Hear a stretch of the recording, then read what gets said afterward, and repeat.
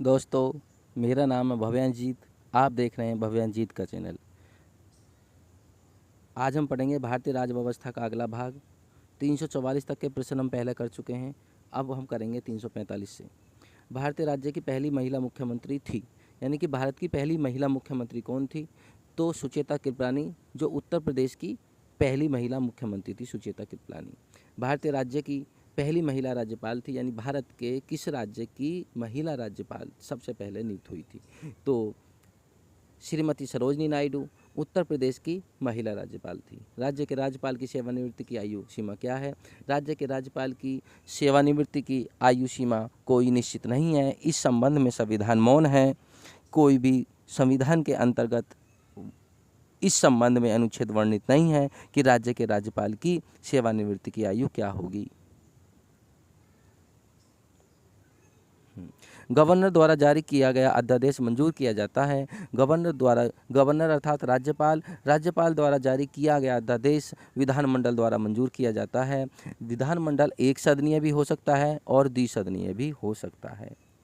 उच्चतम न्यायालय अपने दिए हुए फैसले पर पुनर्विचार करता है। अनुच्छेद 137 के तहत उच्चतम न्यायालय के न्यायाधीशों की संख्या में वृद्धि करने की शक्ति किसकी है? तो संसद को उच्चतम न्यायालय के न्यायाधीशों की संख्या में वृद्धि करने का अधिकार है।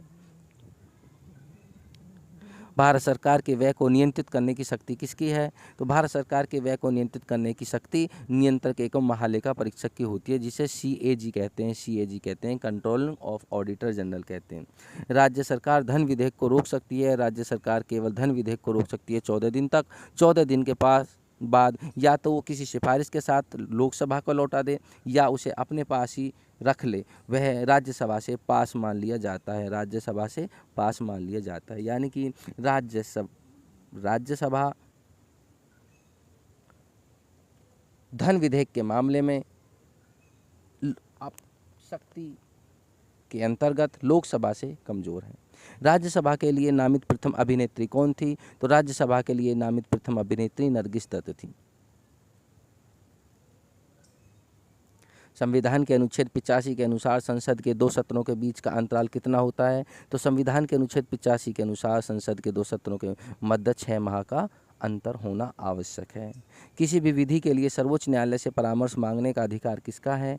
किसी भी विधि के लिए सर्वोच्च न्यायालय से परामर्श मांगने का अधिकार राष्ट्रपति का है, अनुच्छेद 143 के तहत। अनुच्छेद 143 के तहत राष्ट्रपति सर्वोच्च न्यायालय के मुख्य न्यायाधीश से परामर्श तो मांग सकता है, परंतु उस परामर्श को राष्ट्रपति मानने के लिए बाध्य नहीं है।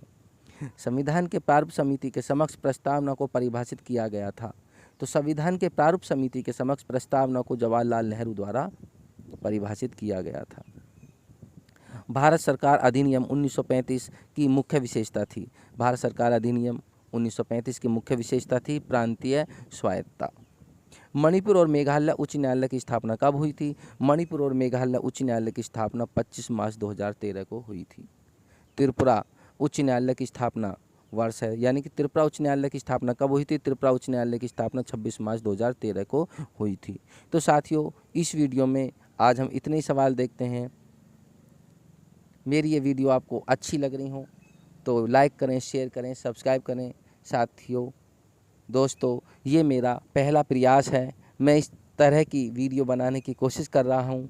मेरे पास इंस्ट्रूमेंट की भी कमी है, तो जिस तरह भी हो रहा है मैं मोबाइल से ही सही देने की कोशिश कर रहा हूँ। यदि मेरी वीडियो आपको अच्छी लग रही हो तो लाइक करें, शेयर करें, सब्सक्राइब करें। बहुत बहुत धन्यवाद।